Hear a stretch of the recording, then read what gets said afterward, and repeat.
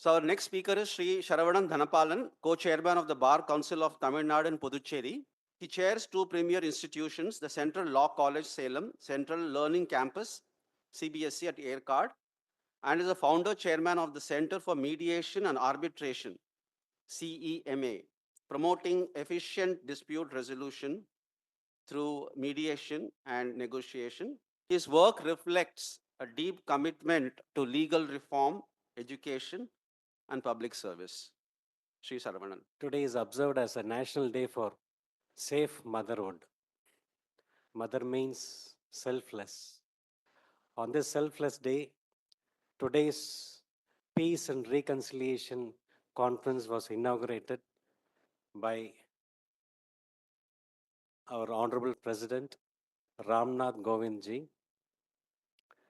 The previous speakers, respected Dr. K.S. Radhakrishnan, Vice President of BJP, former Vice Chancellor, Sri Shankaracharya University of Sanskrit, Kaladi, who delivered his keynote address, particularly mentioned about the non-violence. The next speaker was Her Excellency, Senator Saraswati Kandaswamy, the Deputy Minister of Entrepreneur Development Cooperatives, Government of Malaysia. She highlighted on unity in harmony. Previous speaker mentioned about respected Sri Tirumurthy, former ambassador, former permanent representative to United Nations, Government of India. He highlighted on the conflicts and war between countries. And my thanks to Ms. Anuradha for considering my name and referring my name to the organizers. I would like to appreciate and congratulate the organization Sri Vishnu Mohan Foundation for organizing this wonderful conference on the theme Peace and Reconciliation. This is its 10th edition. I profoundly extend my appreciation to the managing trustee, Swami Sri Hari Prasad, and all the other trustees. And this conference is hosted by Vinayaka Missions Research Foundation. I should mention here for the help and support extended for this conference by the esteemed and my beloved brother, Dr. Ganesan Shanmugasundaram, the Chancellor of Vinayaka Missions Research Foundation, and Dr. Anuradha Ganesan, Vice President of Vinayaka Missions Research Foundation. We all gathered here today to reflect on one profound truth. Peace is born of justice, not silence, not submission, but justice, fair, fearless, and inclusive. In today's fractured world, this is more than a slogan, it's a survival strategy. Let's begin with education, the quiet architect of peace, and yet we are witnessing its denial in real time.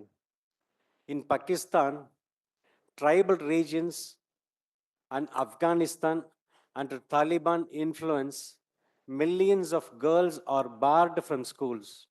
In Gaza, classrooms have turned to rubble.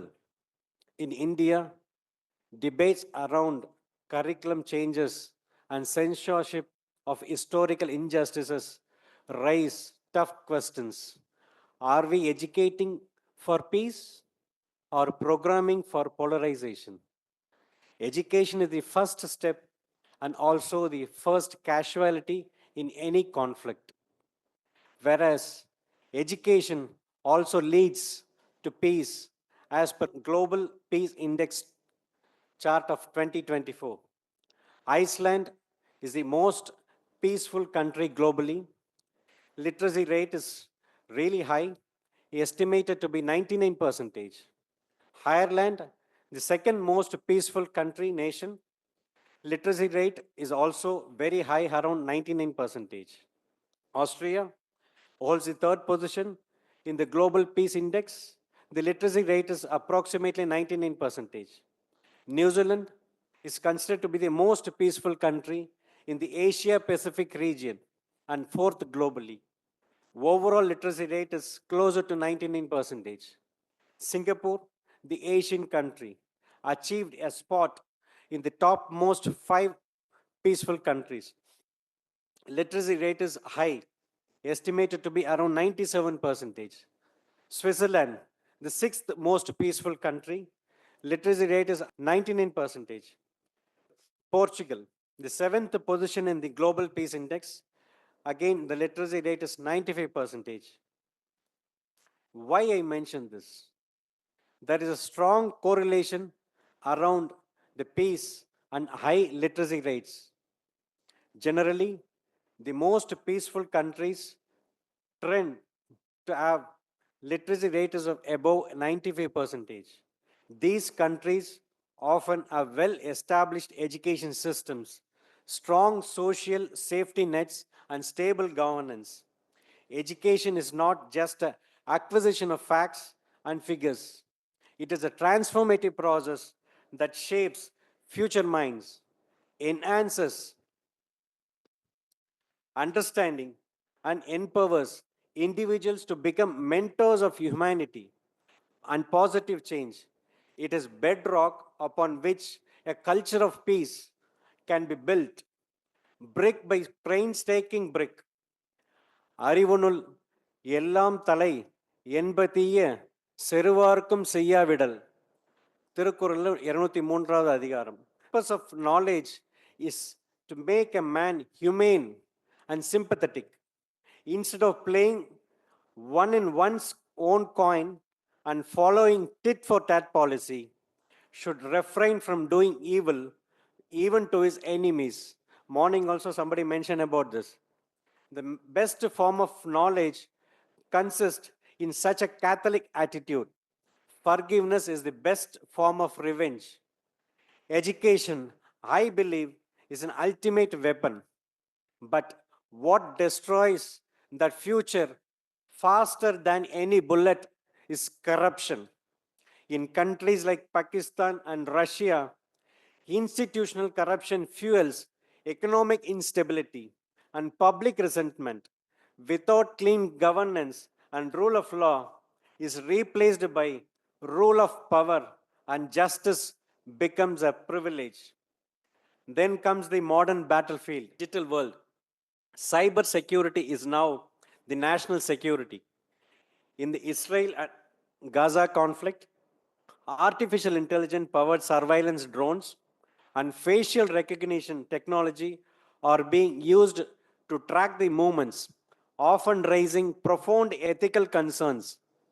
In China, an artificial intelligence fueled surveillance state monitors every citizen's move, from social credit scores to predictive policing. But this is not limited to authoritarian regimes. We must center our approach around people's rights. In Kashmir, in Meghalaya, in Gaza, the basic rights to identity, expression, and mobility are denied. In the United States, systemic racism and police violence continue to fracture communities. Peace cannot flourish where people feel invisible and disposable. Rights are not negotiable, they are non negotiable pillars of reconciliation. Let us also confront to cruelest reality the impact of armed conflict on children. In Gaza, the loss of young lives is staggering. In Ukraine, children are being displaced, traumatized, and in some cases, abducted across borders. In Indian border villages and Pakistan tribal regions, generations grow up under the sound of shelling. A child exposed to war may survive, but their peace never does. International law, once our best hope for justice, is now being tested to its limits. In the ongoing war between Russia and Ukraine, international law is invoked but often ignored. The same is true for the Israel-Palestine crisis, where allegations of war crimes are met with geopolitical silence. If international law is applied selectively, it loses legitimacy. and the world loses hope. At the battlefield of Kurukshetra, Arjuna is torn between duty and destruction. He asks Krishna whether it is just to fight his own kin. Krishna reminds him that fighting for justice when Dharma is under threat is necessary, but also teaches detachment from hatred. This duality reflects the complex ethics of modern conflict when and how force should be used in service of justice and peace. Even guns go silent, justice in political societies remains elusive. In Sri Lanka, decades after the civil war, Tamil communities still await closure. In Afghanistan, transitional justice was bypassed entirely in favor of political ends. Reconciliation without accountability is reconciliation in name only. Migration too has become a flashpoint. Millions have fled Ukraine, thousands continue to escape Gaza, and across India, internal displacements due to ethnic violence in Manipur or environmental collapse in coastal regions is quietly mounting. Migration is not just a statistic, it is a scream for safety. How we respond defines our humanity. In this era of social media, holds the power to ignite both peace and hate. We have seen it in India, where viral misinformation has fueled riots. In Palestine, it documents war crimes. In Russia and China, it's censored. Lastly, the artificial intelligence dominated era is upon us. Israel's military has reportedly used artificial intelligence driven target selection in Gaza, raising serious ethical questions. Meanwhile, the United States and India in artificial intelligence for defense and predictive policing. We must ask ourselves that artificial intelligence serve justice or erode it further. In a world where war makes headlines and peace often hides in footnotes, we must remember peace is not a passive state. It is a daily choice, as mentioned by the first speaker. It is a result of justice upheld, of rights protected, of voices heard, and of futures built on fairness, not fear. From Gaza to Ukraine, Manipur to Moscow, conflict rages not just with guns, but with injustice, inequality, and indifferences. Whether through a corrupted courtroom, a censored tweet, a denied education, or an artificial intelligence system, peace is eroded every time justice is denied. But the reverse is also true. Again, I come back to the education. The contribution of education to building the desired peace should be there, should be through better foundation of education in school level as well as in the university level education by equipping individuals with the knowledge, skills, values, and attitudes necessary for empathy, critical thinking, and peaceful conflict resolution. Education plays a crucial role in preventing violence and fostering a culture of peace.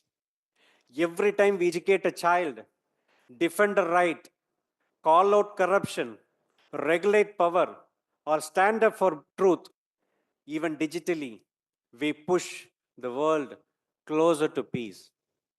பணிவுடையான் இன்சொலன் ஆதல் ஒருவருக்கு அணியல்ல மற்ற பிற.